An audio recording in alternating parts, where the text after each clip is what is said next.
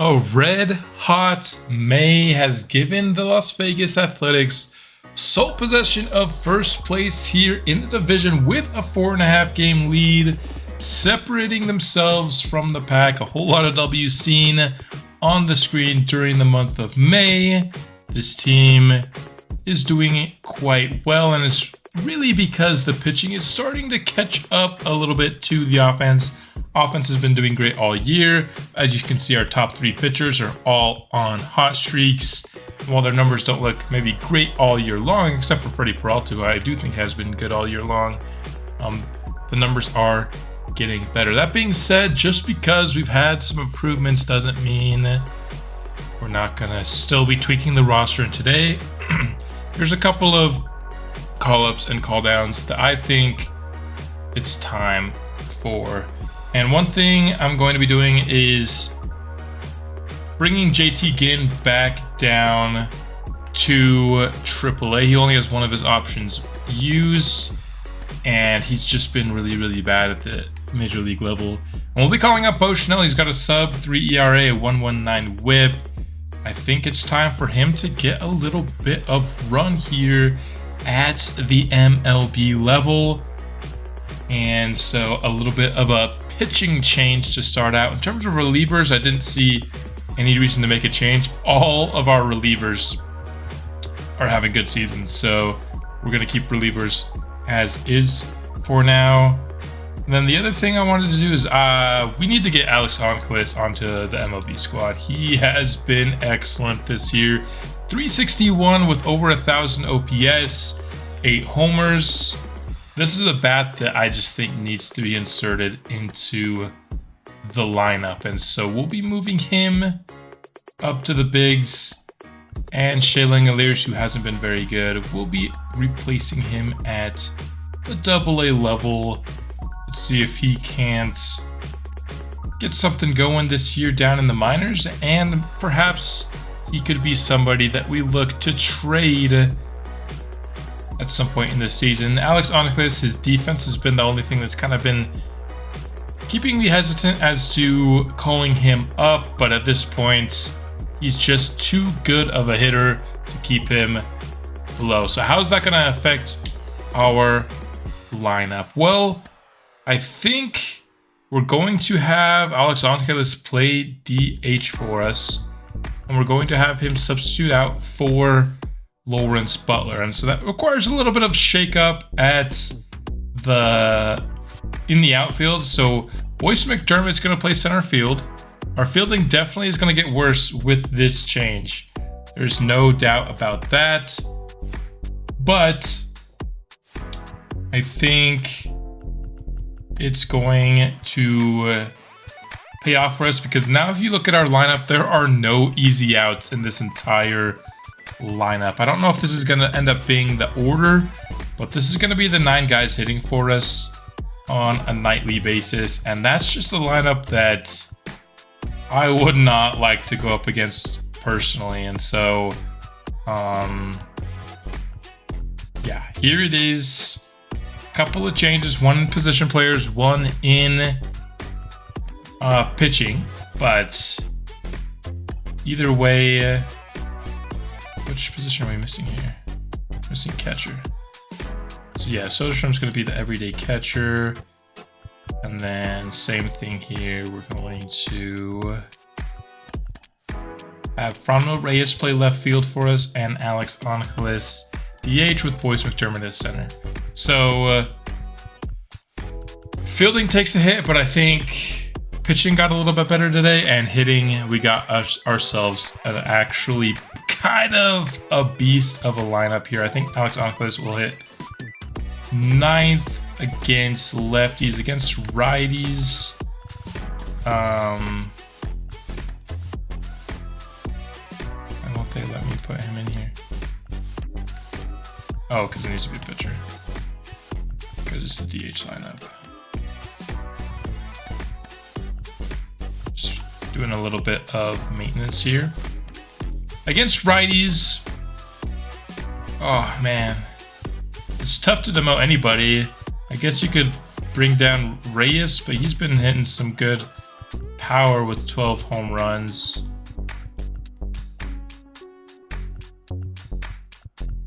You know, we're going to keep it as it is. Even though Boyce McDermott's skill set would certainly not hit 8th. Maybe we go like this.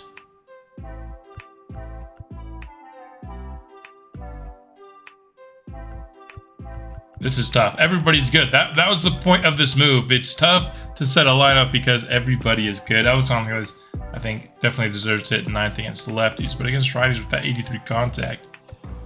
We'll keep this how it is, and we'll maybe switch things up if Ian Happ continues to struggle with his cold streak. Maybe we can bring him down and maybe send Boyce McDermott up, and then all these guys can get up a piece. But this will be the lineup for now, and I'm excited to debut it today. We will be playing this first game. Oh no. Oh, because I need to set the pitching rotation, which would mean this is a Bo Schnell start. So Bo Schnell start, getting to see Bo Schnell's MLB debut as well as Alex Angeles's today. And then after that, I think we're going to be doing some critical situations to get through June a little bit here. And that's the plan for today's episode. Hope you guys enjoy it. Let's hop into this gameplay. So it turns out that Bo Schnell didn't really have full energy because he had just pitched at AAA, so it won't be his debut today. So instead, we're going to play some player lock here with Alex Angeles instead. Here he is, regardless, looking to get his first career hit. That one will drop down in the outfield. Alex Angeles will get his first hit in his first major league at-bats. Congrats to Angeles. There did not take very long. A little bit of a single out to right field. As Vladimir Guerrero's going to go ahead and corral that ball for him. Swinging on the sinker. Good timing, but can't get some good contact on it. Full count now for Angeles. Fouls it off. Nice battle here on this AB. Seeing the 7th pitch. Fouls it off again. Angeles in a very good battle here with Fried. 8th pitch upcoming is going to be tapped to first base. Fried will beat him to the bag, but getting 8 pitches out of Fried, I think, is a solid AB regardless of the outcome. 1-1 here for Angeles. That one lifted into right field. That's going to score a run and will be extra bases for Angeles. A multi-hit game in his first ever appearance. Let's go. Alex Angeles out here showing up.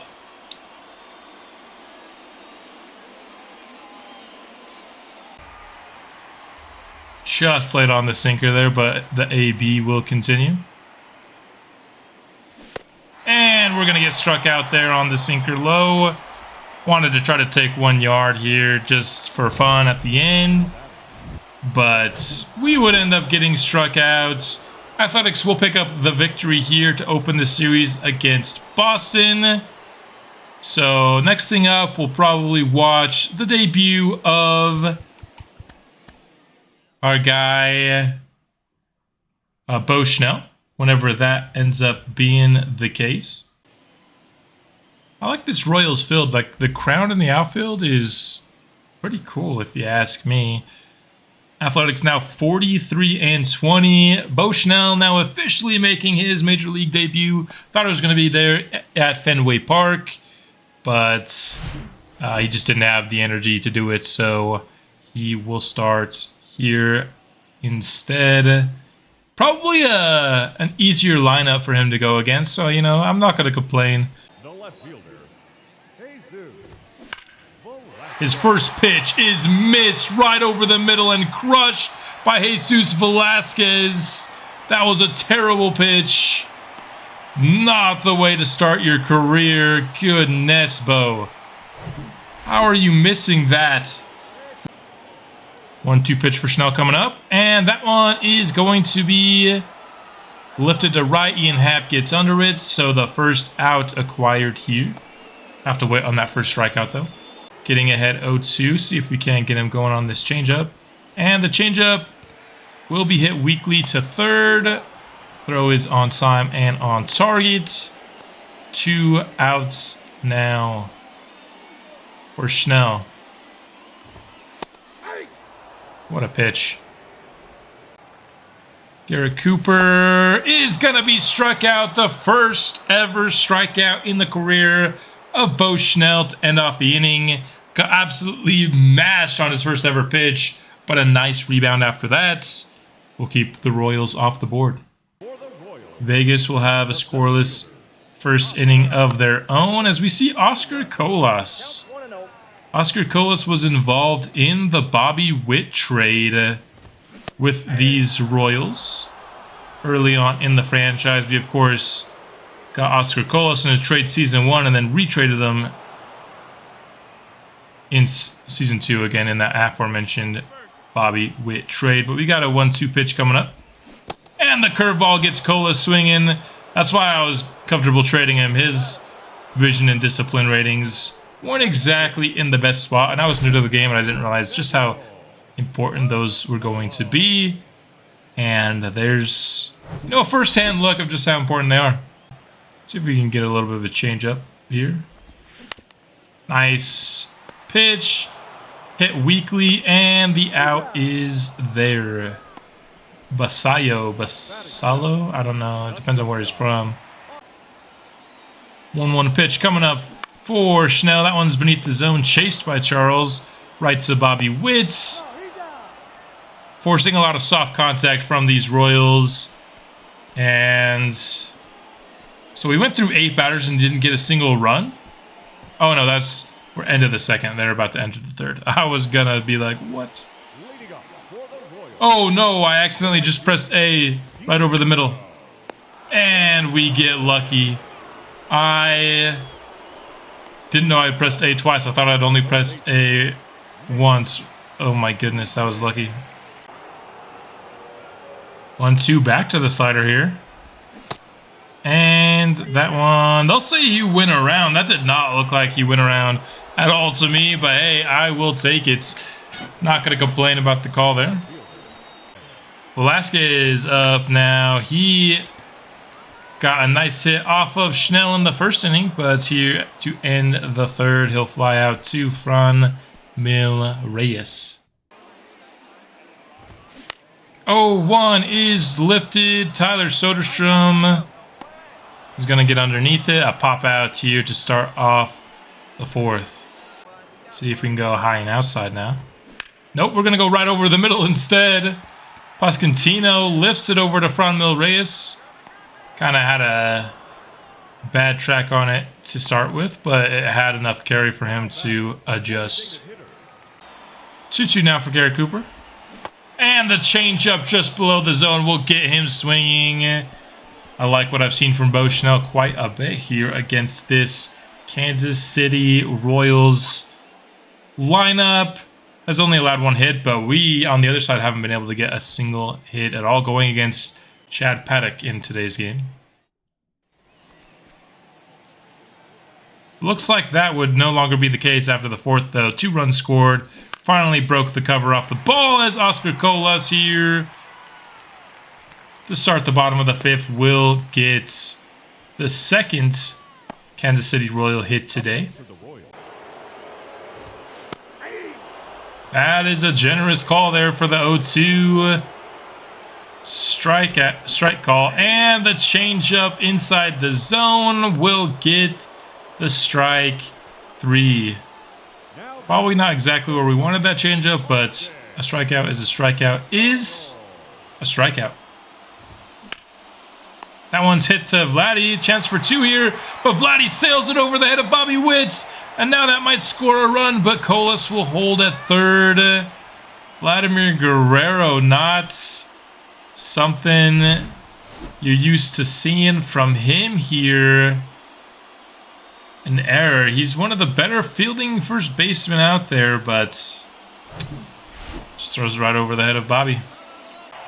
Falling behind 3-1 here is Bo Schnell. That one hit right to Arias.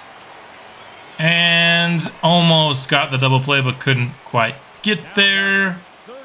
But able to get that second out. Nice heads-up play by Arias there. Lifted by Nate Eaton on the first pitch, swinging. But nice catch over in the left field by Reyes is going to get Schnell out of a little bit of a mini jam there. See if we can't get him with a curveball here on the 1-2. And we can. Curveball inside was swung on and missed by Velasquez. Schnell racking himself up a few strikeouts in this game.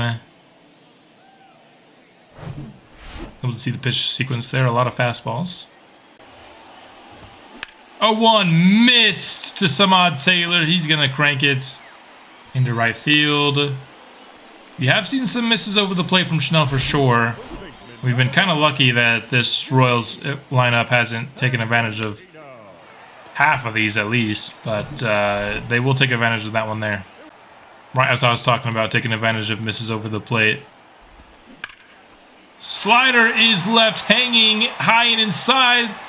Boyce McDermott can't field it cleanly. This might be the first run of the day for Kansas City.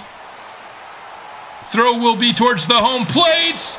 And he's tagged out. Soderstrom on time. What a play out in the outfield. Let's see that one again. Just in time ahead of Samad Taylor there. I guess that we won't get to see the throw. That's the one maybe downside of this player lock. Here we go. We can always watch it in the vault though here. This play. First, Boyce McDermott just unable to get there. Throw is inside to Glaber, and Glaber with the relay throw on time. Nice throw by Glaber. Gets us the outs. You'll love to see it. 1-2 here is a beautiful slider. Not at all where I asked him to put it, but he gets the strikeout, and that's fine by me. Could have been cranked by Cooper had he timed it up right, but he didn't. That one is going to get to Gleyber Torres. Throw on the movies. On time, Oscar Colas retired. Colas trying to get himself a multi-hit game, but can't get it here. How are they not making us pay on these, man? I don't know, if we're being honest. That one is through the infield for a hit for Samuel Basalo.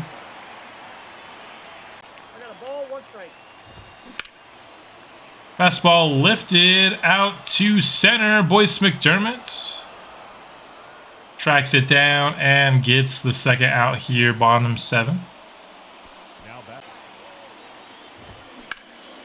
Fastball is missed over the middle. That one's gonna still not be corralled here. It's gonna easily score the first Kansas City run. That's gonna be a triple here for Diego Infante. And the Las Vegas lead is down to just 1. And that will be the end of the day for Bo Schnell here. Kept the shutout going through 6 2/3. But at the end of the day, couldn't get it going through the end of the day. Let's go ahead and simulate the rest of this game to see if we can finish off the victory. We'll extend it one more run there with the solo shot, and the Athletics will pick up their 9th straight win. We are on fire. And really, what's our weakness at this point, man? We got good contact hitters. We got good power. Pitching has really stepped it up. And our one really big weak link there in JT Ginn has been replaced by Bo Schnell, who had himself a very nice first start. Not going to say he's going to continue this per se for the rest of his career or anything like that, but 6 hits, 7 strikeouts here in 6 2/3 is pretty impressive. Have not lost at all this week. And so can we have the week of wins here? Yes, we can. Let's go. So what I'm going to do for the rest of this, I think we're going to go all the way through probably the 27th. And then next episode will be a draft preview where I'll actually set up the draft board. We'll see all their profiles and their star rankings, and we'll take another preview at some of the prospects down below in the minors in the week heading up to the draft. But what I'm going to do for these 3 weeks is I'm going to turn on critical situations. We'll hop into some of these situations that seem interesting to me, and I'll finish up kind of scouting in preparation for that draft preview next episode. So if you're wondering about what this draft looks like, that'll be next episode for you. But let's go ahead and hop into these critical situations. So here we have our first critical situation, down 4-3 to Miami. Puck trying to close this out. Let's go ahead and see if we can squeak out a victory in this game. And we got to keep this win streak going, man. I think our win streak is still active as of right now. I think we swept the Royals, and so got to keep things going here. 2 outs here, bottom of the 9th. They really gave us no room for error here. I got to come in and hit puck immediately. And his 98-mile-an-hour fastball. But if we can use that 99 clutch to bring across Alex Angeles here, that would be pretty stellar. I wouldn't be surprised if they kind of pitch around him here, though. Although so far he's kind of been attacking him. That third pitch definitely seemed like pitching around him, but ahead 3-1. Bobby Witt gonna green light this here. And behind, I'm sure. Yeah, too late. It's gonna take me more than 1 AB to time up a 98-mile-an-hour fastball. I guess 97 that time. And I just can't find the the timing there, and the Marlins will pick up the win. It was a good battle nonetheless. It got it to full count, but Luis Medina would be credited with the loss here. And, 13 hits to 9, 2 errors isn't something you like to see either. But yeah, that would end our win streak there. Now at, let's see, what was it? 3 plus 7. So it was an 11-game win streak that game would end up finishing off, which is unfortunate. Here we go. It's been quite a while since we've last had ourselves a critical situation, but once again, we are trying to be closed out here. Let's see if we can enter this game and finish off a win against the Cincinnati Reds. I will say we've been winning quite a lot. We just haven't had a lot of critical situations in said wins. But once again, they're giving me a guy with a pretty good fastball and no outs to play with, which typically is not going to be very successful for me. But Alex Angeles, 389 with runners in scoring position. A good hit could even give us the lead here. Who's on first? Probably not. It's Tyler Soderstrom. He's got decent speed, but nothing crazy. Attacking the zone against Alex Angeles here to get ahead 0-2. That one is high. Alexis Diaz. Like, he's a pretty good closer too, ratings-wise. And the slider just inside is going to get us swinging. So I have not been coming up clutch in these critical situations in today's episode. I haven't been able to get the win either time around. So we will lose here against the Cincinnati Reds. I imagine this might be our last gameplay of this episode, as there's only a couple of days left here. 1-run lead to protect here for Zach Jackson. Let's go ahead and come into this one, see if we can get ourselves a save here against Cincinnati. The series is also tied 1 apiece, and so whoever takes this one will take the series. Let's go out and see if we can get it done. First pitch is in there for a strike. Save leaders is tied for first place between Emmanuel Clase and Zach Jackson. He's having himself quite the season. That's a nice strike high and inside. Alex Verdugo gonna tap this one to first. Tyler Soderstrom, or sorry, tap this one just ahead of him. And we'll throw to first, is what I really meant to say. Throw was on time, and the first man is retired here. Ellie De La Cruz, who is having a monster season in real life, up to the plate now. He's definitely kind of been the breakout prospect that everyone's excited about, and he's helped the Reds probably overachieve a bit here in this season, and he'll get behind 0-2 here. His discipline's not very good. Let's see if we can get him with a high fastball. Nope. Not if it's that high, my guy. That was a little bit... slider almost hits him. Alright, we just need to get a beautiful... That's a nice pitch. And it's going to get the second out. Hey, we have a chance to actually come through on one of these clutch situations. That pitch low and inside has been money for him. We need to keep pounding it. That one was a little bit too inside. Couple of fastballs. Let's go circle change. Too low.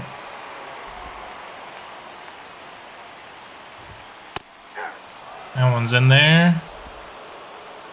Can we get a strikeout to end this one off? What happened there? Let's go inside here. That's going to be a strikeout for the Athletics victory. Finally came through in a clutch situation here.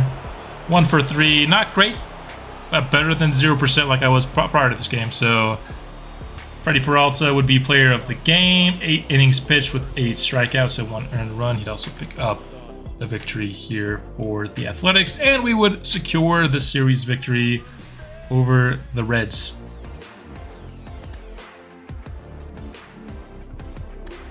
And 2 more games left here in today's episode. We would end up splitting our first 2 against the Angels, so we've got 2 more left. But taking a look at where we are far and away #1 in the division. We had a really good month. You know, we had that 11-game win streak. We followed it up with another 8-game win streak right here with Miami, Pittsburgh, and Washington. Actually, a 9 because we won the first game against San Francisco as well. Ended up winning that San Francisco series, winning this Cincinnati series. Did we lose a series at all this month? We have not yet. So we still have a chance to lose a series against the Angels. This is our last series of the month. This wasn't the last opportunity to view the scouted players before the draft. I would just do that series right now to see if we won every series in June.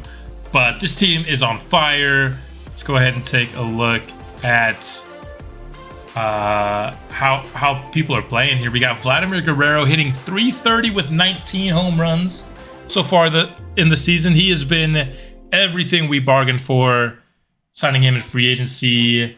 Bobby Witt's average has certainly come down. He was hitting over 300 earlier in the season, but it's still his highest ever by a point. OPS at 830. WAR at 1.5 thus far for us. Trevor Rogers, his ERA continues to slowly decline. 111 strikeouts in 101 innings, 134 whip. Flaherty here with a 126 whip and a 358. He's 6-4. Freddie Peralta, though, holy, what a trade. We bought low on him. He was coming off a bad year. On an expiring, he's been incredible for us this year. 95 strikeouts in 89 innings. Sub-3 ERA, just a 101 whip is awesome. Boyce McDermott has been excellent in the month of June for us. He missed some time earlier, but he's already up to 18 home runs, hitting over 300. Ian Happ, 270 with 14 homers. Zach Jackson, now let's see. He's got 28 with just 4 blown. I think to start this episode, he had 20 and 4. So he's 8 saves with no blown saves this month, which is awesome. 318 and 10 home runs for Glaber. Even on a cold streak, Urias is hitting just under 300 with 14 home runs.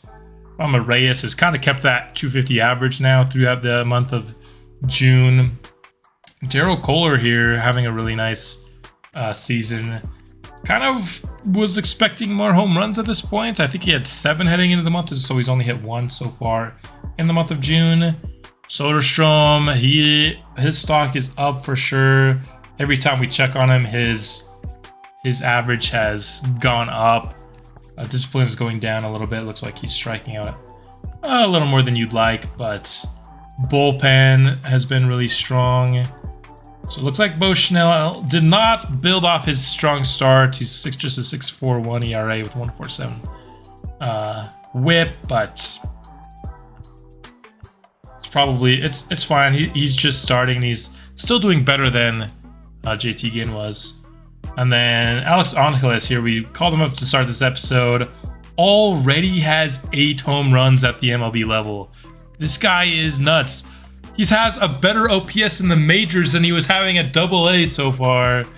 This guy, maybe should have called him up sooner, but he is an awesome hitter, and I'm glad that we have him on the team. So that's kind of where the state of the team is. I'm trying to think if there's anyone else we might want to get a status update on. What about Richard Cano? His average is up to 302. That's good. It's definitely above where he was last time we checked on him, so he's improving that. On a hot streak right now. Then maybe some of our pitchers. Let's see Darren Gilbert, 3.39, 1.25 WHIP. Not getting a ton of strikeouts. His 54 strikeouts per 9. It's not super surprising, I guess. I was hoping for at least a little bit better than that, though, at the AA level. Hoagland is injured. Merrill Mitchie on a cold streak, 3.96 with a 1.46 WHIP. Not great, but he has more strikeouts than he has innings pitched, which you like to see. Santiago Rodriguez is doing pretty well with his ERA. 1.44 WHIP is a little bit high, though. But you have to imagine that's just with walks, as that's always going to be a problem for him, as it is going up. It just barely passed 30, though. So there we go. That's kind of a state of the roster. We're doing quite well.